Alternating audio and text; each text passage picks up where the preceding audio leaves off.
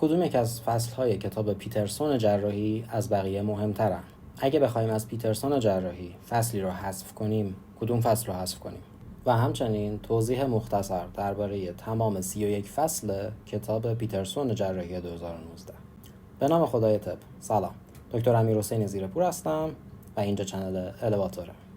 توی این شماره از الیواتور ما می‌خوایم تک تک فصول کتاب پیترسون 2019 رو یک نگاه اجمالی بهشون بندازیم و بگیم کدوم فصل‌ها از بقیه مهمترن و سوال خیزترن و همچنین اگر بخوایم فصل رو حذف کنیم کدوم یک از فصول رو حذف کنیم. با مهمترین و اولین فصل‌های کتاب پیترسون شروع کنیم، یعنی فصل 1 و 2. از این دو تا فصل ما حتما در آزمون امسال سوال خواهیم داشت. ممکنه از هر کدوم از فصل‌ها یک سوال جداگونه بیاد و ممکن هم هست از این دو تا فصل 3 تا سوال بیاد. جزو مهمترین فصولن. به هیچ عنوان این دو تا فصل رو حذف نکنیم. توصیه‌ای که واسه خوندنشون دارم اینه که در دور اول که صرفاً بخونین یا حتی دور دوم، از دور سوم به بعد سعی کنین مطالب مشابه هم رو کنار هم بیارین. به فرض فصل 1 اومده راجع به دیابت صحبت کرده، فصل 2 هم اومده راجع به دیابت صحبت کرده و اورژانس‌های دیابت.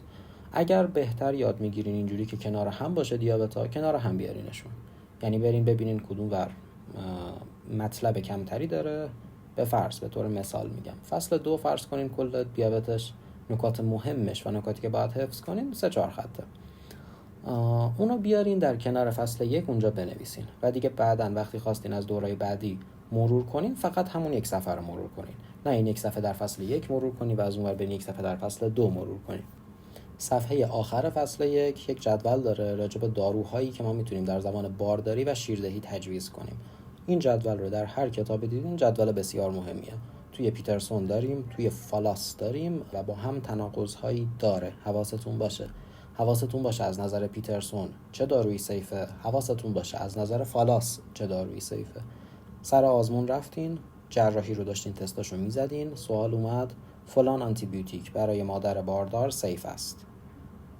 دارین جراحی میزنین. رجوع میکنین توی مغزتون به جدول پیترسون. رفتین سوالای تشخیص و بیماری ها رو داشتین میزدین، همین سوال اومد. رجوع میکنین به جدول کتاب فالاس که توی مغزتون ثبتش کردین. فکر نکنین اگه دوتا درس با هم تناقض داشته باشن شما باید گیج بشین. نه، پیترسون اینو گفته، فالاس اونو گفته، خیلی چیز طبیعیه. در صفحه 1 مونده به آخر فصل 1 هم یک جدول آورده راجع به عوامل ضد انعقاد: آسپرین، هپارین، وارفارین و مهار کننده های فاکتور 10. این جدول هم جدول مهمیه. توی فصل 2 جدول آلرژی ها، در واقع واکنش ازدیاد حساسیت که علائم پوستی داره یا اونایی که علائم تنفسی داره، 2 تا جدول بزرگه در 2 تا صفحه کتاب، بسیار مهمه. و توی این 2 تا فصل حواستون باشه کجا اکسیژن میدیم، کجا اکسیژن نمیدیم، کجا نایتروز اکساید اکسیژن میدیم، کجا نمیدیم، کجا بیمار باید سوپاین باشه، کجا آپرایت باشه، کجا سمی آپرایت باشه. اینا مهمه. کجا انسید حق داریم تجویز کنیم، کجا انسید حق نداریم تجویز کنیم. توی نیمه اول کتاب، یعنی از فصل 1 تا فصل 15، عملاً فصول راحت تری رو داریم، فصولی که برای ما آشناتره.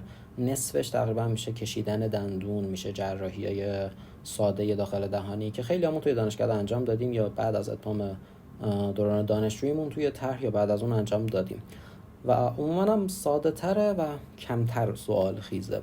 حالا همین فصل 1 و 2 که گفتم فصول مهمش محسوب میشه، ولی بعد از فصل 1 و 2 تا فصل 13 با یک سری فصول راحت، کوتاه و شیرین سر و کار داریم که به طبع تعداد سوالی هم که ازش میاد کمتره.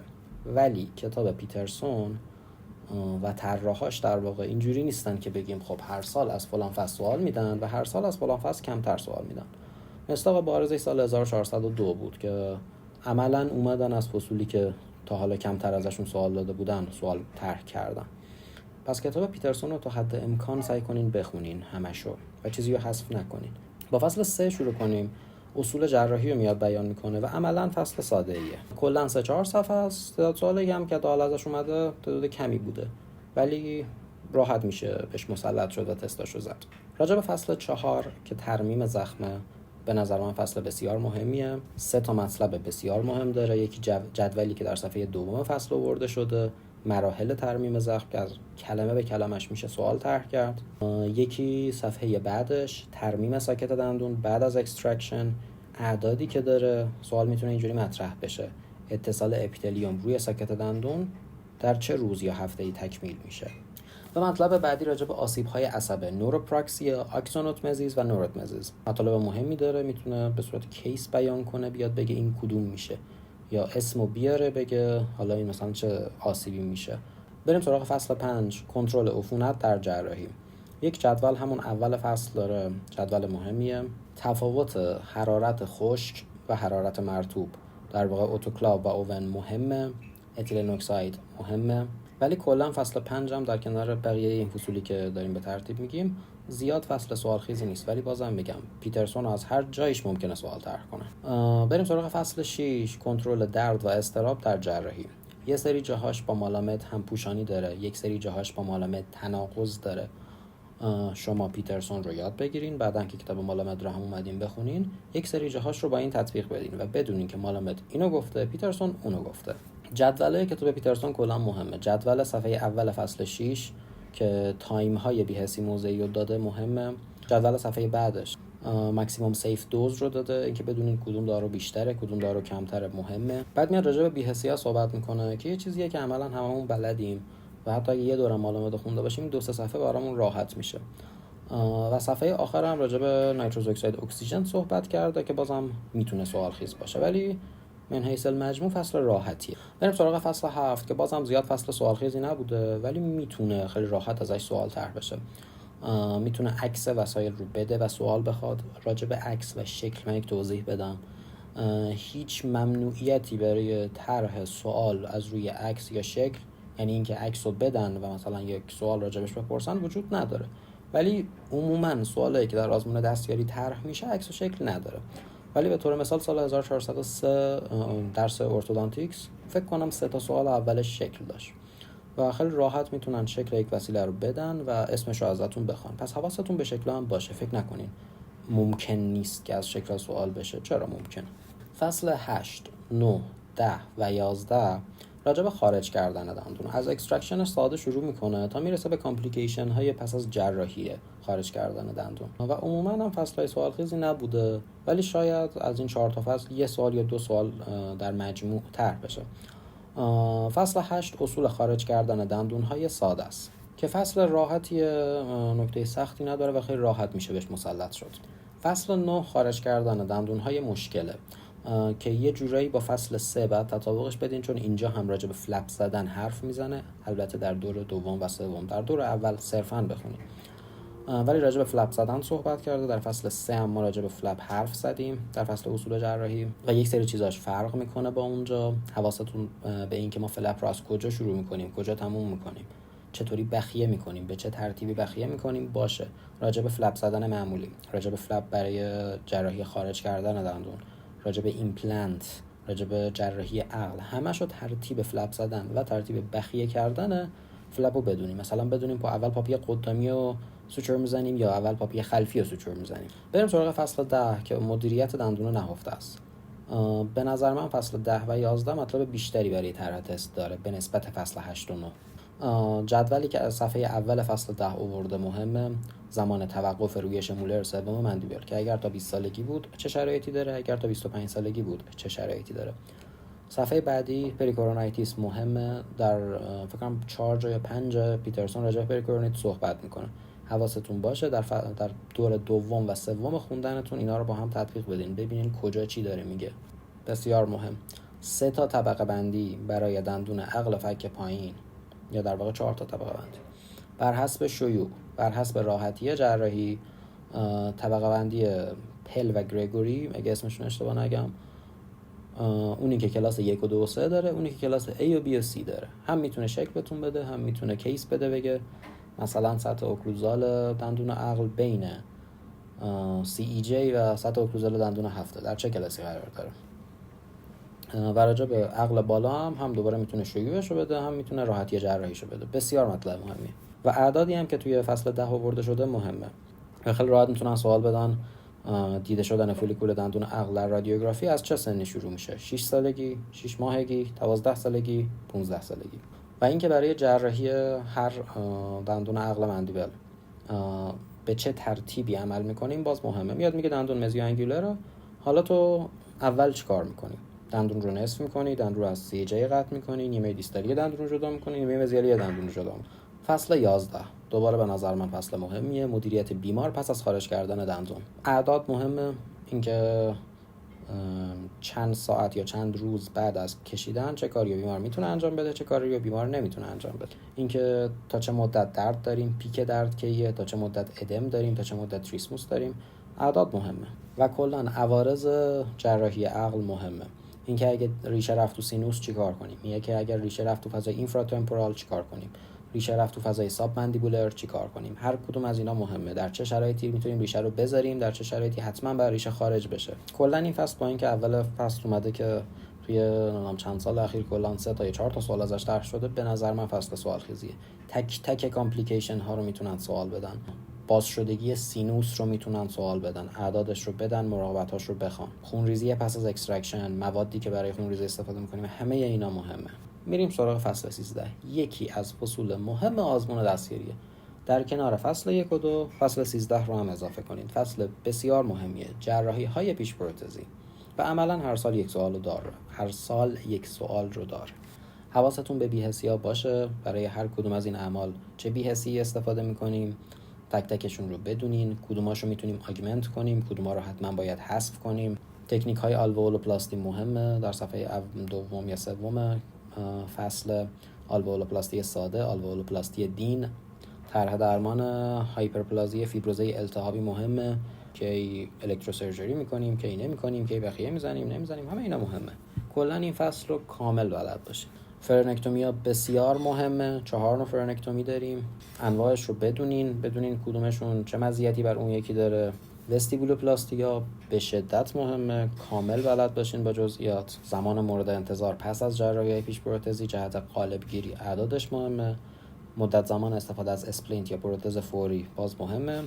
و میتونین هم اینجا خلاصه برای خودتون بنویسین که علاوه بر اینایی که گفته، کدوم یک از جراحی‌های توی فصل گفت که صرفاً آیا اسپلینت و پروتز فوری میخواد بعدش یا نمیخواد. مثلا دین گفت میخواد، تروس پالاتینوس میخواد و حالا در ادامه. کلا فصل 13 به شدت فصل مهمیه. خب بریم سراغ فصل 14 و 15. راجع به ایمپلنت رو هم 10 صفحه نمیشه، ولی عملا هر سال حداقل یک سوال رو داره و مسلط شدن بهش بسیار ساده است. ایمپلنت چیزی که شاید خیلی ما باهاش سر کار داشتیم، به نسبت بقیه فصول که در ادامه میگم خیلی باش آشناتریم و راحت‌تر میتونیم یادش بگیریم. اعداد در این دو فصل بسیار مهمه. فاصله هایی که باید از چیزای آناتومیک داشته باشه مهمه. حالا در فصل بعد میگه چقدر از اپکس بری پایین‌تر، چقدر از لبه لثه بری پایین‌تر. همه این اعداد مهمه. مهمترین اعداد این کتاب اعداد این دو تا فصله. و اواخر فصل 15 هم راجع به آگمنتیشن صحبت میکنه، راجع به پیوند استخوان صحبت میکنه، پیوندهای اوتوگرافت، آلوگرافت، زینوگرافت. و در دور دوم و سومتون رو این دو تا فصل رو همراه فصل 29 کتاب بخونین.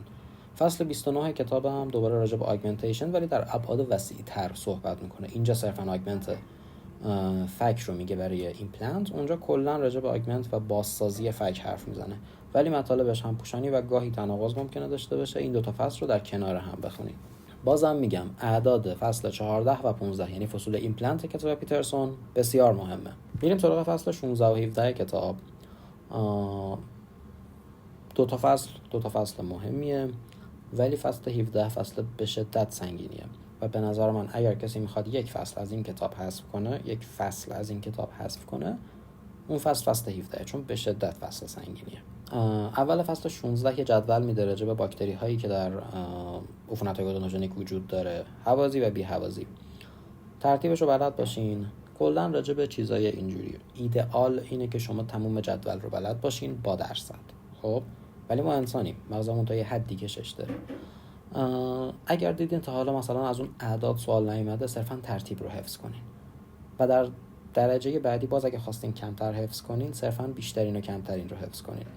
اینجا مثلا بگین خب هوازی استرپ ویریدنس، بی هوازی باکتریوئید، در همین حد. باز اگه خواستین بیشتر حفظ کنین، مثلا 2 تای اول رو حفظ کنین، بگین هوازی استرپ، استاف اورئوس، استاف کوآگولاس، بی هوازی باکتریوئید پریوتلا پپتو استرپ، اینجوری وسواسی نشین. مثلا به فرض کسی که پیترسون برای ضریب 1 داره بیاد کل این جدول رو حفظ کنه، بگه آره سودوموناز آریژینوزا 5% فلانی 5%. تو بعضی از جدول‌ها چرا مهمه اگر ازش سوال اومده تا حالا، ولی از این جدول نه. اگه بخواد سوال بیاد در همین حد سوال بیاد. بیشترین شاید کمترین هم نمیگه چون کمترین کامل ننوشته. بیشترین توی حوازی، بیشترین توی بی حوازی. جدول فصل 112 یعنی صفحه 3 فصل 16 مهمه. فرق ادم، سلولیت و آبسه هر کدومشون چه تظاهراتی دارن به صورت مقایسه‌ای بسیار مهمه. کی به متخصص فک و صورت ارجاع میدیم، کی آنتی بیوتیک تجویز میکنیم، کی برای کشت میکروبی و حساسیت CNS میفرستیم. این 3 تا جدول بسیار مهمه. صفحه آنتی بیوتیکا هم مهمه. چه آنتی بیوتیک هایی تجویز میکنیم، چه عوارضی دارن این آنتی بیوتیکا، کدومشون باکتریوسیده، کدومشون باکتریوستاتیکه، کدومشون طیفش باریکه، کدومش نیست. صفحه 1 مونده به آخر فصل 16 راجع به آنتی بیوتیک پروفیلاکسی صحبت کردم. این صفحه رو مرجع قرار بدین. هر جای دیگه این کتاب راجع به آنتی بیوتیک پروفیلاکسی صحبت کرد بیاین بگین.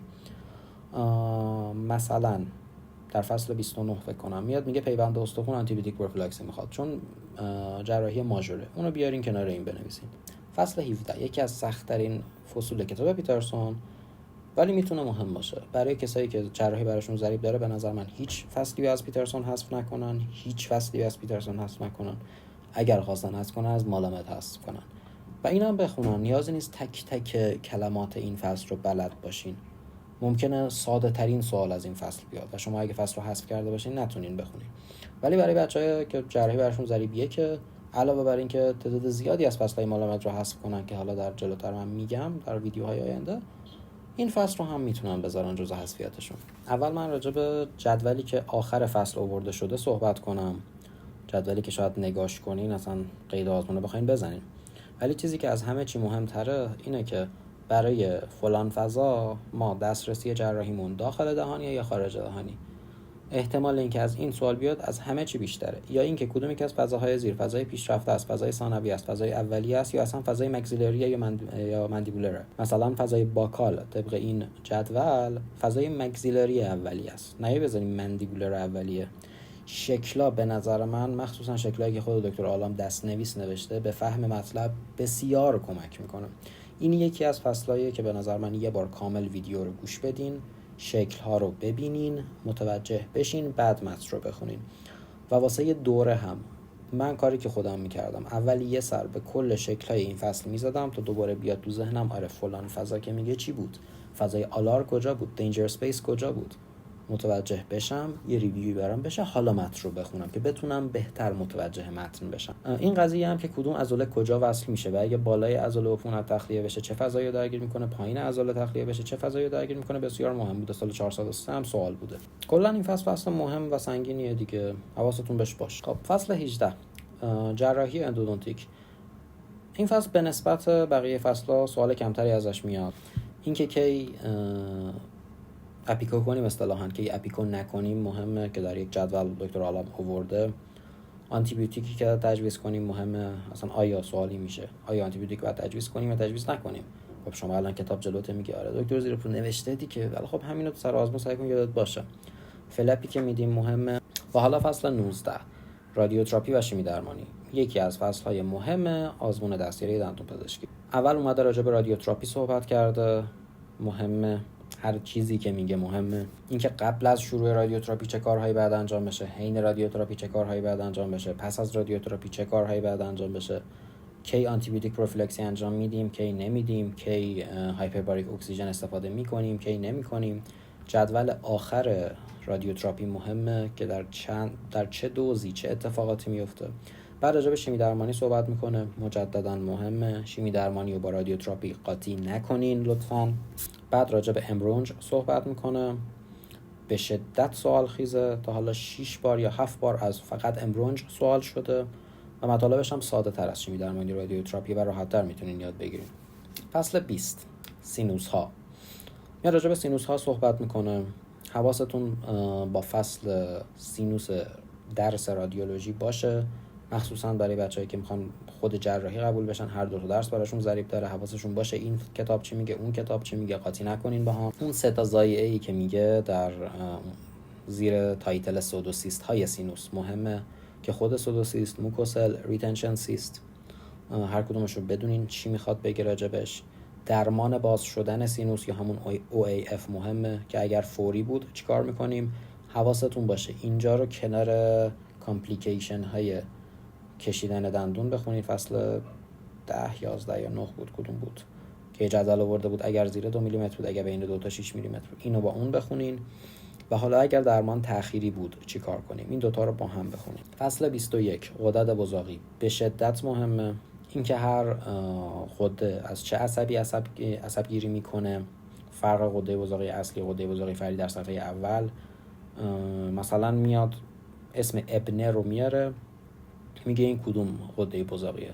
حواستون باشه با تناقضاتی که این قسمت با کتاب برکت داره در کنار هم بخونین، یا اینکه بیاین بنویسین آقا پیترسون اینو میگه، برکت اونو میگه. ابزارهای تشخیص به شدت مهمه. سنگ توی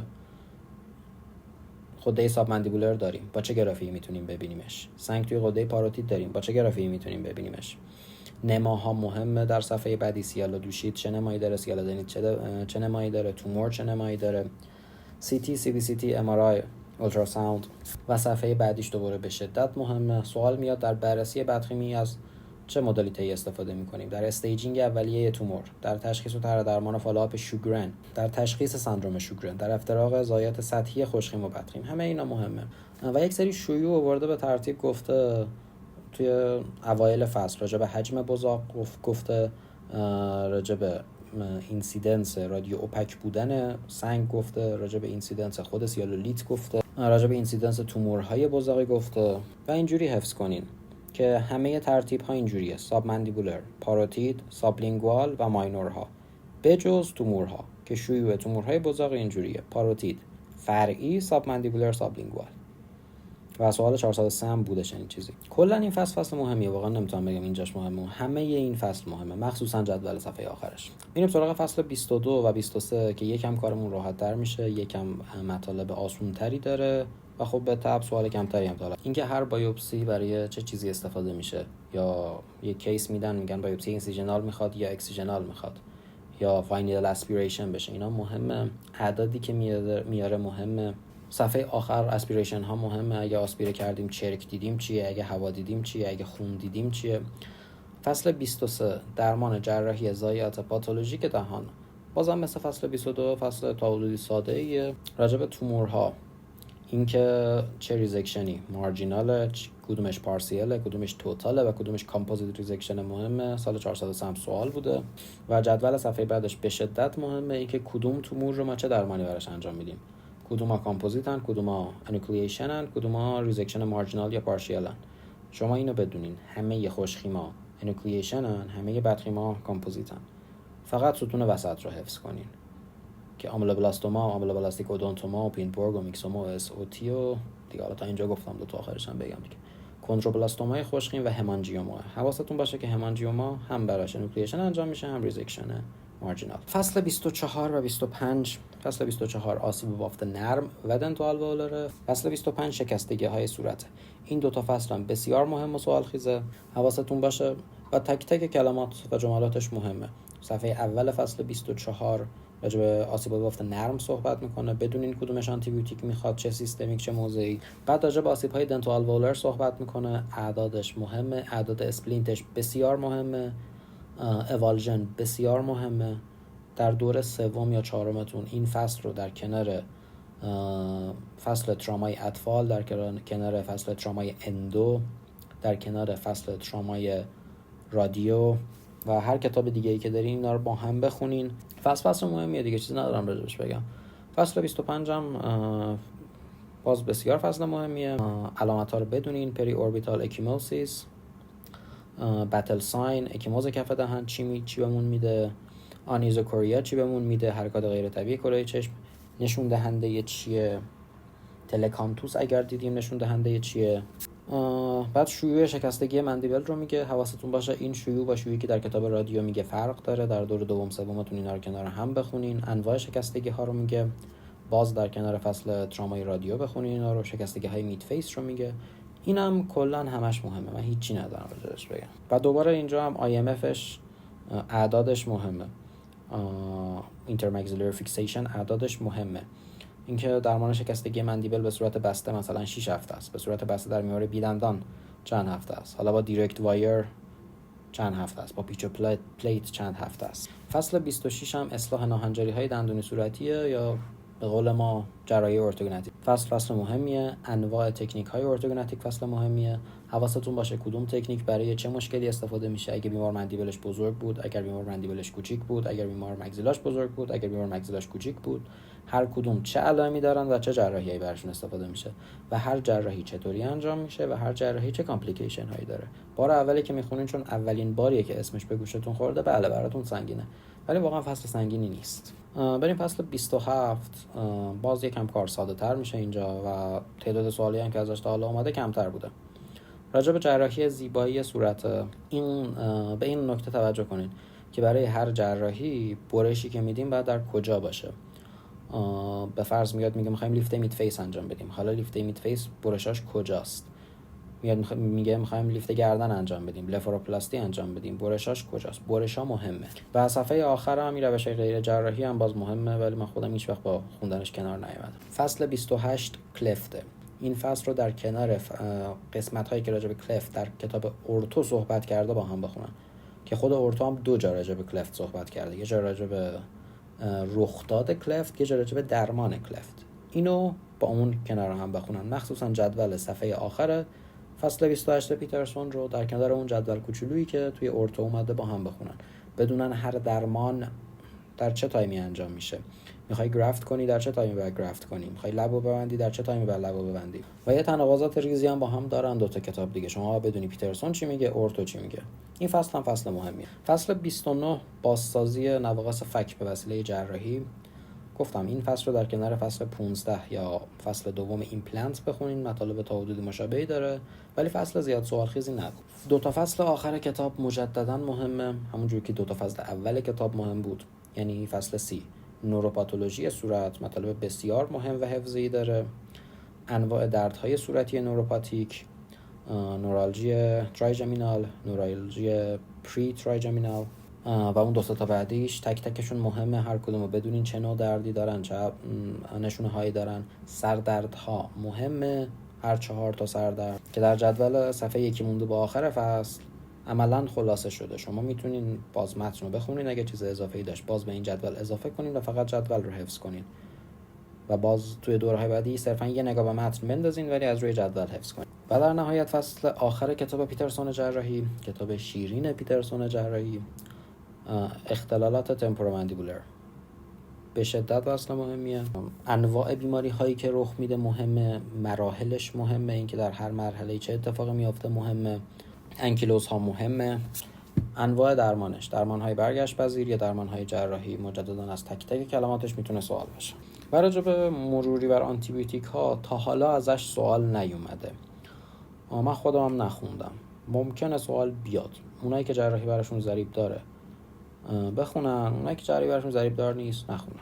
و اگه من یه مرور بخوام بکنم و بگم کدوم فصل از بقیه فصل‌ها مهمتره، فصل 1 2 13 14 15 16 19 21 24 25 26 و فصل 30 31 شاید از بقیه فصل‌ها مهمتر باشه و سوال خیزتر باشه.